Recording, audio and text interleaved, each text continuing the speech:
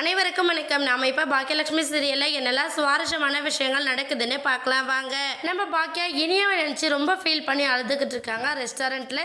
அந்த டைமில் நம்ம செல்வி வந்து பாக்கியா பார்த்துட்டு, அக்கா என்னக்கா ஆச்சு, ஏன் அழுதுகிட்டு இருக்கீங்க, எது கேட்டாலும் அமைதியாக இருக்கீங்க அப்படின்னு சொல்லிட்டு நம்ம செல்வி கேட்க, உடனே அமைதியாக வந்து அது ஒன்றும் இல்லை, வீட்டில் நிறைய பிரச்சனை போய்கிட்டு இருக்கு, அதை எப்படி ஃபேஸ் பண்ணுறதுன்னு தெரியாமல் அம்மா ரொம்ப ஃபீல் பண்ணிக்கிட்டு இருக்காங்க அப்படின்னு சொல்லிட்டு நம்ம அமிர்தாவும் சொல்கிறாங்க. உடனே செல்வி என்ன பண்ணுறாங்கன்னா, என்னக்கா என்ன பிரச்சனை சொல்லுங்கள், ஏதாச்சும் மனசை விட்டு சொன்னால் தானே மனசுக்கு கொஞ்சமாச்சும் ஆறுதலாக இருக்கும், சொல்லுக்கா அப்படின்னு சொல்லிட்டு நம்ம செல்வி கேட்குறாங்க. உடனே பாக்கியம் வந்து, இல்லை செல்வி, வீட்டில் வந்து ஒரு பக்கம் இனியாவுக்கு கல்யாணமே பிடிக்கல, படிக்கணும்னு ஆசைப்பட்றா, நான் சொல்கிறதையும் எதையுமே கேட்க மாட்டேங்கிறாங்க, அவங்க அப்பாவும் பாட்டியும் சேர்ந்து என்னென்னமோ பிளான் பண்ணி இனியாவை கல்யாணம் பண்ணிக்க ஒத்துக்க வைக்க நிறைய முயற்சிகளை பண்ணிக்கிட்டு இருக்காங்க, என்ன செய்யுதுன்னு தெரியல அப்படின்னு சொல்லிட்டு மனசு வெம்பி அழ ஆரம்பிச்சிடுறாங்க. உடனே செல்வி என்ன பண்ணனா, அக்கா சரி விடுங்க, நீங்கள் அதெல்லாம் நினச்சி வருத்தப்படாதீங்க, நீங்கள் என்னக்கா ஆகாஷை நினச்சி என்ன பண்ணுறதுன்னு யோசிக்கிறீங்களா, ஆகாஷை பற்றி நீங்கள் யோசிக்காதீங்கக்கா அப்படின்னு சொல்கிறாங்க.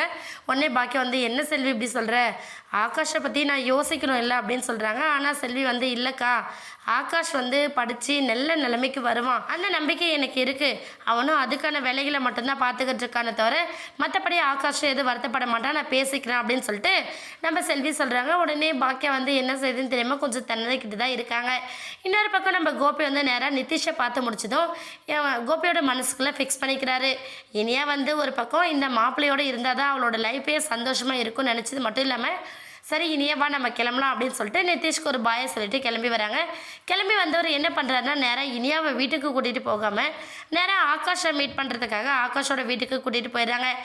ஆகாஷ் வீட்டான போனதுமே நம்ம இனியா ரொம்ப ஷாக் ஆயிடுறாங்க. டாடி எதுக்காக இங்கே கூட்டிகிட்டு வந்திருக்கீங்க, இது ஆகாஷோட வீடு தானே, இங்கே எதுக்கு டாடி நம்ம வந்திருக்கோம் அப்படிங்கிற மாதிரி இனியா கேட்க, இல்லை இனியாம்மா, நான் வந்து ஆகாஷை எதுவும் பண்ணிட போகிறதில்ல, ஆகாஷ்கிட்ட பேசலான்னு சொல்லிட்டு தான் வந்தேன்னு சொல்கிறாங்க. ஆனால் இனி வந்து, இல்லை டாடி, நானும் ஆகாஷை பேசி கூட பல வருஷம் ஆயிடுச்சு, நீங்கள் வந்து ஆகாஷை எதுவும் தொந்தரவு பண்ணாதீங்க அப்படிங்கிற மாதிரி இனியா சொல்கிறாங்க. கோபி என்ன பிளான் பண்ணியிருக்காரு அப்படிங்கிறத வெயிட் பண்ணி பார்க்கலாம். இந்த வீடியோ உங்களுக்கு பிடிச்சிருந்தா மறக்காமல் நம்ம சேனலை சப்ஸ்கிரைப் பண்ணுங்கள். தேங்க்யூ.